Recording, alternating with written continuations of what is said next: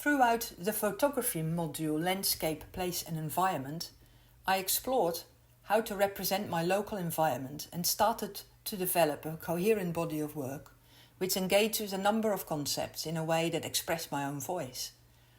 Following on from that, I started printmaking developing your style with the determination to stay close to the same aim, to represent my local area and to somehow see my photography and printmaking merge eventually, although I did not yet know how.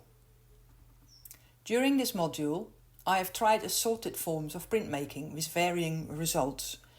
It has been an engaging but difficult and time-consuming journey to teach myself new techniques, whilst at the same time trying to make meaningful work.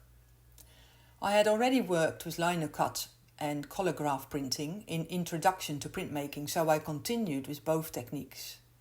In addition, I learned dry point using both plastic, cardboard and Tetra Pak plates.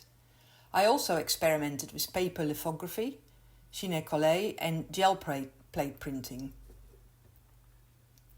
Although I enjoyed much of it, I often struggled with the convoluted way to get to the final image and was sometimes disappointed with the result. I experienced a fair amount of self-doubt during the process, sometimes caused by the gap between an idea and my skill level to achieve that idea. To begin with, the various projects felt a bit disjointed and I wasn't sure where I was going with it. At times I struggled to make the course content my own and find my path to express what is important to me in a way that feels true to myself. After my tutor's encouragement to approach the course instructions from my personal viewpoint and stretch the brief in order to make it fit my practice, I found freedom to push towards developing my own voice in printmaking. Once I discovered the cyanotype process, it opened up many possibilities in my mind and frustration made way for excitement. I found a method that had much potential for me and could merge photography with printmaking in ways that really infused me.